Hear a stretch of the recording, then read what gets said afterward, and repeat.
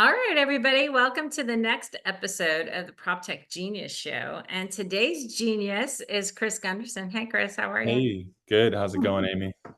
I am good today. I have my cup of coffee, which is required for these shows, and like it's a what day is? Oh, it's Friday. Oh dear Lord, I don't even know what day it is anymore. That's crazy town. It's Friday. Yay! Yeah, It's good day Friday. and the week. I know, exactly. Well, this will be fun because you have kind of a similar story to me in the fact that, you came from real estate and you went to the dark side and you started in Yeah. tech. Yeah, I found I worked for like an owner operator and oversaw a couple million square feet for mostly like office, retail, and industrial properties. And as I found some interesting nuances in how like technology could be implemented in, Mhm. a very archaic model of operating real estate, which a lot of people are still in. Yep. I kind of like caught the bug and just really wanted to dive into it because I feel like there's just so many different avenues you can go with technology and real estate. Oh, for sure. It's a deep, deep blue ocean in prop tech for sure. I mean, since I'm the chair of the U.S. Prop Tech Council, I get to see a lot of prop tech that's coming out, and yeah, there is a need for experienced practitioners like us, right? Because we came Yeah, from real estate, to really kind of help the technologists who are trying to build the next generation of the products because a lot of them just don't understand real estate, right? And so you and I are unique because we came from real estate and we went into tech and we're like, okay, I don't know what your experience is like. Mine was like, I don't know how to code. I have no clue what I'm doing. I know what the product needs to be. Like I need the product to do blah, right? And so yeah. it was an interesting journey getting into tech. What was your experience like? So, yeah, I found that like a lot of people that I worked with early on, came from like a FANG company, and when it came to real estate, it was like talking to a wall. And I still feel that I still feel that that exists in the community, right? And I almost feel like if you don't have someone, I'm obviously biased because I come from that world, but like Yeah. imagine trying to put a car together and you're like, I have this new great idea to make this, something occur better in a vehicle. And you know Mhm. nothing. You're just passionate about cars, but you know nothing about how they operate. You're Right. gonna be, you know, you're going to be swimming up a pretty heavy stream. But like I feel that there's also a lot of creativity that can be born there and like people's Uh, outside perspective that they may have not thought of yeah. before. So Yeah. I feel like if you have a healthy mix of the technology side and then the real estate side, you could go pretty far. For sure. And I'll be honest, like when I did learn, so I'm getting my master's at the University of Texas, Hook'em Horns, in the technology commercialization program.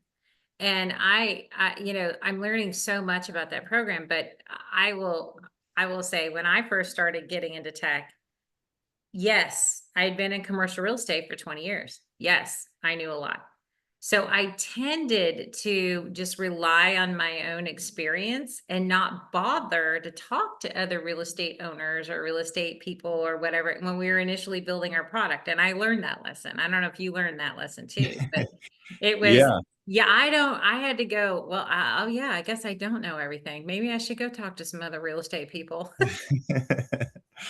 I mean, I've recently been on, well, I guess I was on like a Y Combinator video warpath for a while, just to like gain some extra insight into that Mhm. world and like how you think about creating a product that people Yeah. actually want to use, right? And I think one of their best success stories is amongst many, and it's nice that it's in the real estate space, is Airbnb.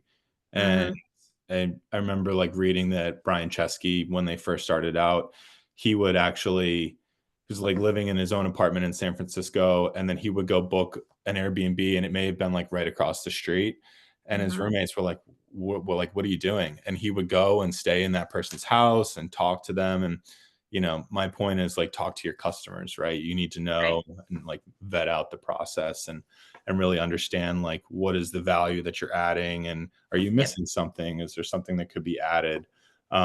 Because you don't know until you try, right? And Yeah, until you for ask sure. questions. Yeah, no, no, no, for sure. It's true. And then, and I mean, well, you've been in real estate long enough, not everybody manages the same way. Not Right. everybody Yeah. does. It's there's such a I mean, while there's sort of standards in real estate management, sort of.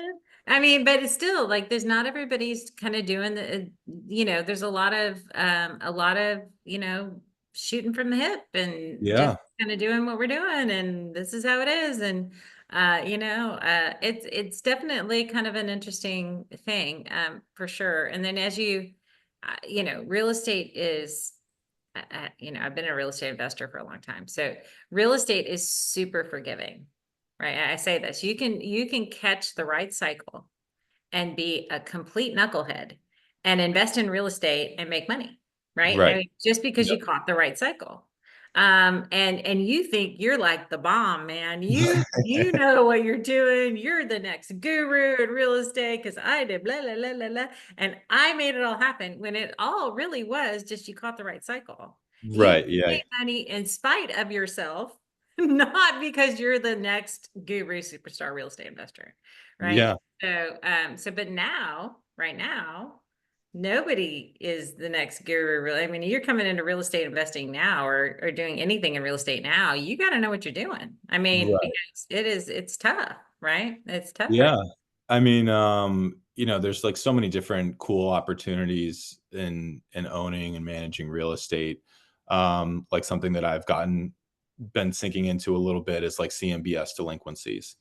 now. Oh yeah. So, and what I've found is that there's some really, really nice properties that have, significant occupancy in the 80s. You even look at the properties and see, parking lots taken care of, the lobby's nice, they've got Mhm. engineers working, landscapers, you name it, but they just bought it in 2019, Yeah, they brought it in the you wrong know? time, wrong cycle. Yeah. And then a bunch of tenants left, and now they're kind of, in this uphill battle trying to release space. Yep. And so, yeah, I mean, the market can be everything, but I think it's an interesting point in technology because, there's so many different advantages that you can talk to these owners about hopefully doing something to attract tenants. Um, you Right. know, Yeah. I and mean, yeah, for sure. I mean, NOI is the name of the game. The easiest way to grow your NOI is to grow if you can grow your income line, right? I mean, you right, can control your costs only so much. I mean, they are what they are, right? You got to exactly. grow your income line, in order for this to make any sort of sense. And any sort of ancillary income you can do. I mean, like you're there trying everything, right? To grow the income side. So Yeah. that makes sense. So how did you come up with your idea for your product? I mean, tell us a little bit about it. Yeah, so it's essentially the way that I'll boil it down is kind of like an Airbnb, a peer-to-peer marketplace, right? You're dealing with a tenant who's communicating directly to the landlord. And this will exist in the commercial space. Hmm. So the reason why, one of the reasons why I came about it is because roughly based on the research that we've done, about 60% of the retail buildings, our target market right now is just retail owners, Okay. is 60% of available space that a landlord is actually looking for a tenant is not represented online. Oh, So, and interesting. that includes Crexi and CoStar for the most part, Right. or LoopNet. Uh-huh. And so then let's take it a step further and you say, okay, well, if really only 40% of the inventory that's available for lease is online for a tenant to see to find available space, roughly 60% of that available inventory doesn't say how much it costs. Let's True. take it a step further. You call or you say that you're interested in leasing space, I don't have any hard numbers on it, but the fact that you may or may not get a call back from that broker is up in the air, right? Right. Yeah. And I get it. I mean, I have my broker's license.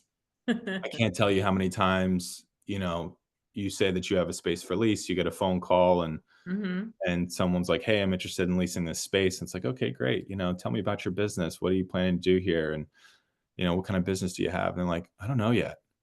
You know what I mean? So, like, Yeah, I know, it it's like, it goes "Stop both wasting my sides, time, man." right? You know Yeah, what I mean?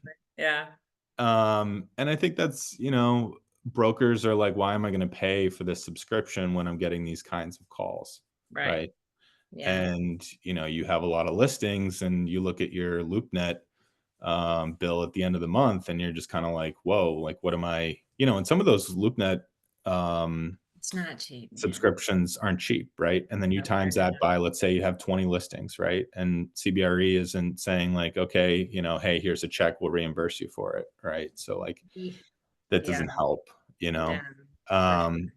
so our thought here and what we've been working on is to create a marketplace where tenants can vetted tenants, I wanna emphasize that. So Right, tenants that have other locations, they have a decent credit score, they have money in the bank, we're working with, like, third-party verification okay, processes like Stripe. yeah, And then you have a landlord who says, "This is my building. This is the space that's available. This is how much it mhm, costs." Because mhm, I think in a marketplace, you have to have transparency. You're not going to sure, book an Uber on a marketplace, right? without knowing, And yeah, then take it to the airport, and then you thought it was $25 and it's 150, right? So, like, yeah, you got to have that transparency there.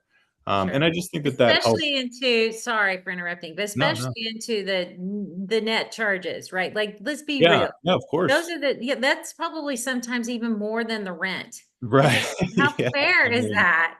If you're not it's gonna tell them what the CAM charges are I mean, I guess you have to do a guesstimate because 'cause you're not gonna know, but at right. least give them a range, right? So you're Yeah, something, even something, right? something, And right? Yeah, especially,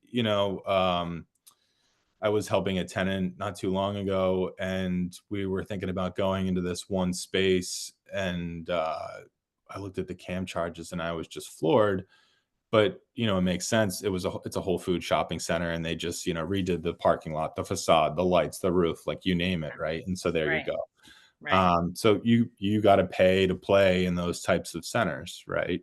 right. So you just hope that it's being managed appropriately, right? And you're not having vendors that are, you know, gouging the landlord, and therefore the landlord says, "What do you want me to do about it?" You know. Yeah. Mhm. So, but what we're working on here is, I feel like, an interesting take on that Airbnb model, where it's like, okay, I'm an interested tenant. Think about maybe 20 years ago, you would go to a vacation, like you go to Hawaii or something, right? And you're looking for a vacation house for a week. I don't know, you'd call the local Remax broker that specializes in, vacation rentals, right? Mhm. Now that's replaced by Airbnb. If you're not going to like book through a hotel or something like that. So, Interesting. So, um, but are you thinking about doing, like, pop-up sites or what do you like No, we wanna make this, like, for the long term. oh, okay, There okay. are a couple, other players in the space for the pop-up sites that we Mhm. see, but we don't really see that being the long-term goal here. Right, right, Um, okay. but yeah, Alright. we wanna just kinda remove the sludge and the pipes and in the communication, and have interested tenants that are qualified to lease space get in touch with the people that are actually, Leasing. interested in leasing it. So So would it be for people who want to sublease their space too, or no? You could do that as well, yeah, yeah. Yeah, I mean, that's not one of the main things that we're focusing on. We're predominantly focusing on how do we improve the communication yeah. and the pricing transparency, and the nice thing is that we're not gonna charge anybody to list, right? So, like, Oh, well, that's good. yeah. You'll get busy. Yeah, right? So, you could have 100 listings and, we're not gonna charge you for it. So, Interesting. So um who pays to play? The tenant who's the interested? tenant will pay to play because they Okay. get access to that available inventory, and then we charge a small fee for the introduction. Interesting. That's cool. That's So, awesome. yeah, And is it just only in like retail? So you're only focused on retail. You're not doing office or anything like that right now, right? we feel that, yeah, retail is probably the strongest asset class for this. Yeah, And that makes maybe sense. some office if it applies, but, Yeah. we just think that we've recently signed a partnership agreement with, an influencer. I won't say who it is, but they have a few million followers, and their core competency is dealing with small businesses. Oh, cool. So we're working with them on the supply side to speak to the business owners that they consult with, help them with their real estate transactions, and understand, is there something in their lease that they're coming up for renewal that they should be careful of, or maybe it's time to Yeah. think about going into a different location, and then we'll funnel them through tenant heaven to find space. Interesting. You know who else will probably need it too is as I'm kind of thinking about it is so a lot of the multifamily owners are leasing out their office, like their community rooms or whatever for co-working spaces or whatever like that. So Oh, that might really? be, yeah. So they don't, and they're not in that game. So this would be a really cool, easy way for them to do it, right? To lease out their Yeah, common areas as co-working or whatever it might be, or they would wonder if they want to use it for because they don't understand the retail side. They don't understand, like, I mean, they know how to lease apartments, but this is a whole ball of wax for them. So it might be an easy like intro into doing that too, for sure. The whole co-working space, I think initially is kind of an interesting, I think that space doesn't go away. Co-working's here to stay. yeah, Well, yeah. They yeah. should call Adam Newman and see if Oh they God. can Oh, strike a don't deal. even get me started on that dude. Oh my God. There was this thing. I don't know if you saw. All right, we're squirreling. This is how my interviews go. Whatever. He was, they had this thing where he's trying to explain flow. As if it's different than WeWork? Yeah, like no, like he's trying to explain it.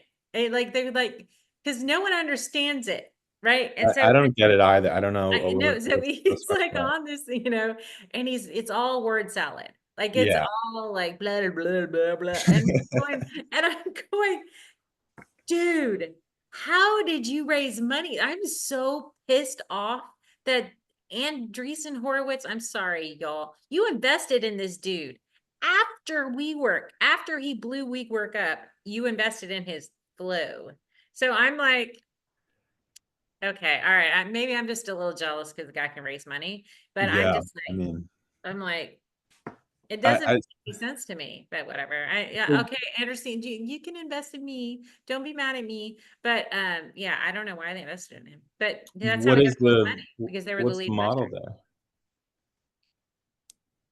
I It's don't know. just a kinda like it looks like a new branding or something? Maybe, if it makes so there has been in the multifamily industry, there has been some of this like Sonder did it, right? So this rental arbitrage where you would Yeah. go for at least I think that's what he's trying to do. Like where Okay. you would like break it up into I mean, there's lots of people doing this splitting up of units. So pad split, which is run by a really good dude, a really good company on single family housing is trying to sort the affordable so people can rent out their rooms, right? It's just renting out a room, but Okay. it was just an easy plat for them to do. So Pad Split started that and good company. I like them a lot. They're great, right? And then Sonder came along and they were doing corporate leasing of multifamily and then they would do Airbnb it out, basically, is what's Got it. this Okay. rental arbitrage, Yeah. basically, right? So Okay. I think that's what he's doing. I think that's Interesting. what he was trying to do. But that what they didn't understand was, and a lot of, and I only know this because I was a multifamily for a long time, was it gives lenders heartburn when you're taking a long-term real estate asset, which they underwrote it as a long, like a regular multifamily asset, and turning it into a short-term rental. It flips them out, like because there's Yeah. high risk. The insurance company doesn't like it either. You got more and more people coming in there. They could be sex offenders. You don't know who that person is, and they can come in there, and there's just a lot of liability when you take a one asset and try to turn it into a hotel. Like it's Yeah. just, you know what I mean? And So operating a hotel, oh, sorry, go ahead. yeah, basically, right? You're operating a hotel. So Yeah. yeah, yeah, for And that's a sure. totally different ballgame than operating an apartment building, you know what I Yeah, mean? You could just yeah. think about I can only think about replacing the carpet and redoing the paint and, Mm-hmm. wear and tear on the rooms and the lobby and Yeah, capital, they used to do, like a soft upgrade, and then they would do like a hard upgrade, right? yeah, And that has to now be incorporated in large capital expense that wasn't incorporated before, you know? yeah. Yeah, I mean, I get it. Look, and multifamily land, it's really tough right now, and anybody's looking for any way to increase their income, right? And so Yeah. short-term rentals look appealing, but that back end of that, what you were just talking about, all the extra maintenance that you don't normally have to deal with, and all the extra expenses they don't think through that far, right? They're like, we're just chasing the extra income. Oh, I can make more. Right. I can make Yeah. more a month for that, but your margins are probably the same. You're just giving yourself more work, right? And then, Yeah. some people don't think that way, but some people do, and it is what it is. And look, I did corporate rentals as part of our multifamily, but I was limited. I could only do that. So we had furnished apartments, and we only could limit it to a portfolio of like 10 to 15%, maybe 20%, depending on the lender and how much they were watching you, right? And Yep. so you could only do that for so long, but it really did become it was more expensive. I mean, you had to get in those rooms, you had to clean them before the next person came in. And you might get like a midterm rental where they're there for 3, 6 months or whatever. So it wasn't as intensive as like a hotel. But you just, you didn't. And then what happened inherently was those people would just keep their name on the lease, and then somebody new would move in. You didn't know who was staying there. Oh, no. That's what happened. And so Yeah. now you don't even know who the tenant is anymore. And then they could be a total like felon or something like that. And you have all this liability on your property. And you just, yeah, that's what they inherently do that, especially on the corporate rental side, because the company is renting it, or one person is renting it and he's letting 10 of his guys stay there, right? Or whatever it is. And so yeah, it just is another headache that you just have to understand what you're dealing with. So, but yeah. Yeah, and I feel like I've seen there's, like, so many different avenues and creativity that you can get into within real estate, which is great, but I also think that, to your point, like, you really gotta flush these things out before you release them, right? And, Yeah. like, maybe in your example, you do it for, like, 1 or 2 properties, and then you realize the heartburn that's associated with it instead of rolling it out portfolio-wide, right? Right. But Right. something that I've noticed, at least in the tech space, is I think there's got to be so many companies that are doing these like IoT sensors in Uh-huh. the commercial space. Yep. I was speaking with one company a little while ago, and they were talking about how um, their target market is companies, Fortune 500 companies that own real estate, that have their office space. They own the building, and then they Oh, yeah. perform their office space in there. Uh-huh. And as we were talking about it, I was kind of curious as to why. And they said, well, we tried going after, the large institutional landlords, and they weren't having it. So this company does IoT sensors, and they measure frequency of use within space, right? So Uh-huh. like Yeah. how many employees are using a conference room or what have you. Oh, yeah. Mhm. And going back to like knowing how real estate operates, I'm like, I just took it for their word. I said, "Okay, you must have an issue," because they were complaining that the landlords were having problems with them installing all of these wires and stuff above the T grid and the ceiling tiles for the low voltage to be connected for them to get this data, right? Yeah. And I just kind of said, "Okay, it is what it is." And then I'm thinking about it, and I'm like, "Wait a minute. So in office, the tenant is primarily responsible for the low voltage. So why would the landlord care, right?" Yeah. They don't understand it. Yeah. So Yeah. then I'm like, wait a minute, okay, so something's weird here. So then if you think about it even more, these sensors are essentially being used to understand the frequency of space, right? Mhm. And you go into an office, and let's say like it's you and you got a gap, and then you have somebody else. And then, you might have another gap and then someone else, right? Mhm. It doesn't really bother your day. You're not, it doesn't Yeah. really make an impact. It's like, okay, whatever. You have some nice room. People love their space, right? Mhm. And then you realize, and then on the opposite, you come into work and there's not a place to sit, Yeah. right? You don't Mhm. need a sensor to tell you that there's not a place to sit, but you might need a sensor to tell you if you're taking up too much room more than you need. So Yeah. my thought is like these real estate owners don't want these sensors in their buildings because the sensors are going to tell tenants, when there's too much room than they actually need and therefore downsize their space, Well, right? no, that's true. I mean, yes, yes, for sure. That's one angle, but I'm That's like, one okay, angle. let's like flush this out Yeah, to yeah. why are these landlords not interested in having these sensors being installed? Not on occupancy sensors, but on the sensors around building performance, they most definitely care. Well, it Oh just, yeah, for sure. so it depends on them understanding their equipment and how and the longevity of the life of the equipment and using like BIM system models and all those other different things. I find that the IoT devices really, really help people. The most bang for the buck is around sustainability and energy Yeah, consumption and things like that. That's for sure. where, so who's paying the energy bill is the one who cares about the IoT sensor. So if it's the Right, landlord doing that, or if it's the tenant doing that, that's who you need to sell to, for right? sure. Yeah. Yeah. So if the tenant's paying for it, why are you even talking to the landlord? Yeah. Um, Yeah. yeah. I mean, in Uh, office, the landlord's paying for those expenses, so they obviously wanna reduce those. Yeah. You So know yeah, so if it's the landlord, then that's what you're selling them on. It just sounds Right. like they just have a weird use case, but yeah. Yeah, But the cool thing is now, because now you're talking my jam, right? Because that's what my company does. But the cool thing about it now is when you're tying all the sensors together and getting really good intelligence, building intelligence around. Okay, we've got the occupancy sensors, and we've got the energy consumption in real time. How can we marry that data up together to really provide something insightful, right? right. And so that's when it becomes fun. And then you can Yeah, kind of see, oh, okay, well, and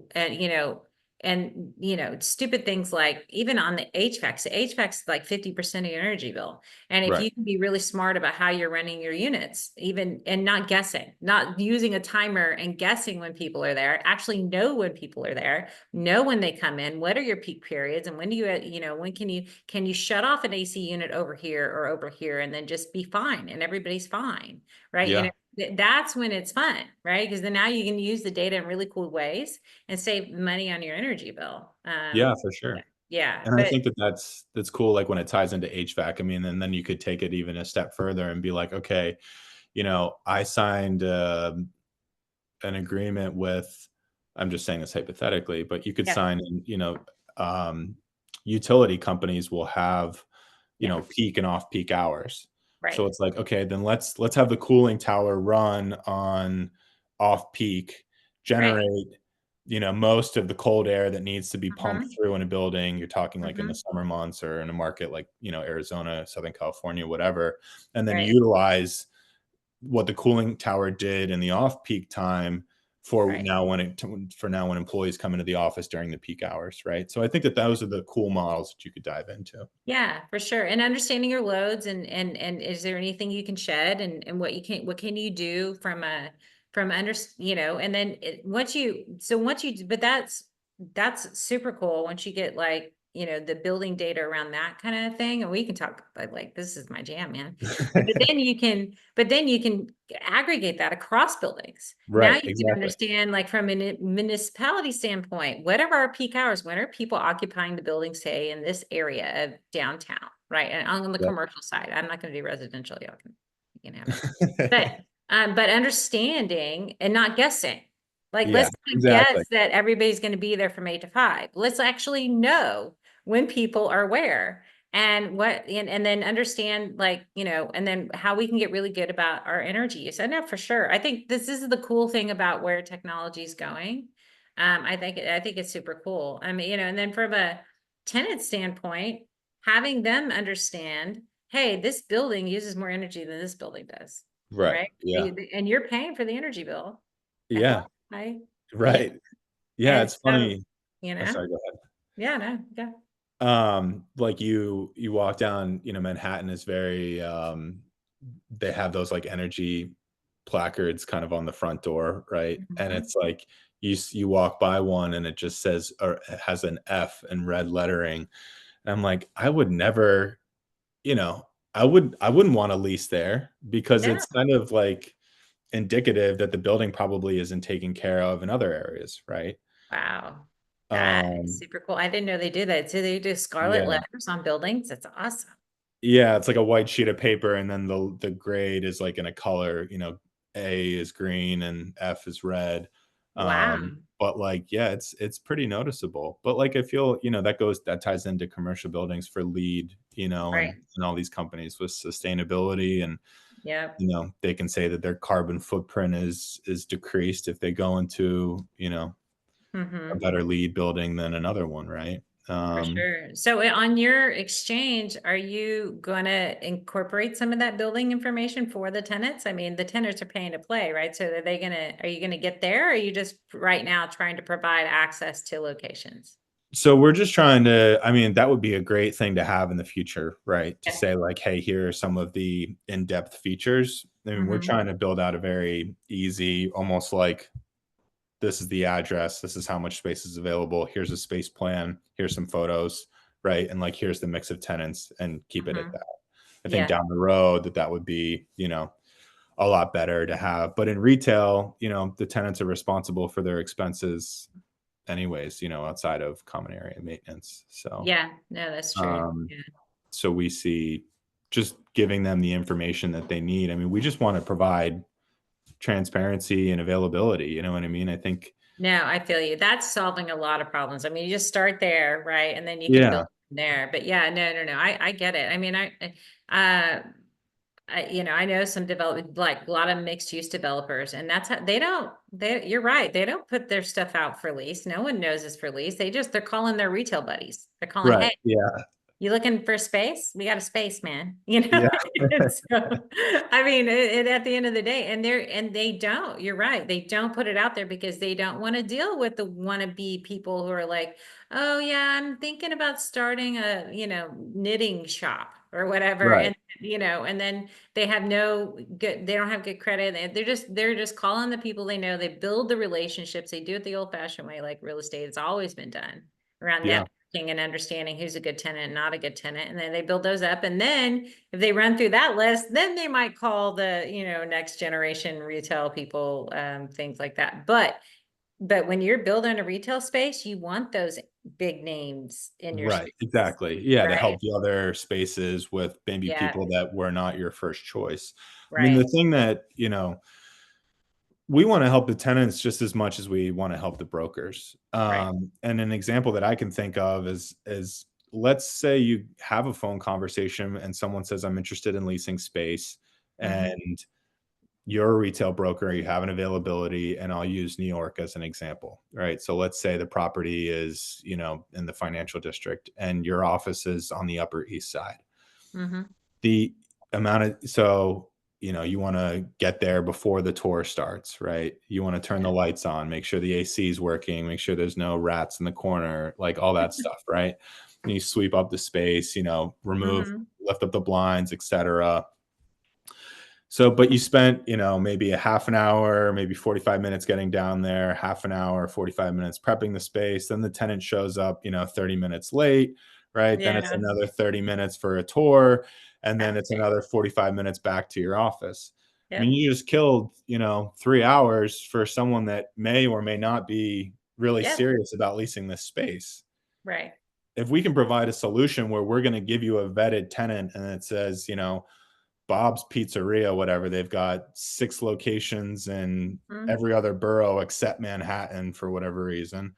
And the credit score is outstanding. They've got a, great bank balance. They've got, a good investor with them, et cetera.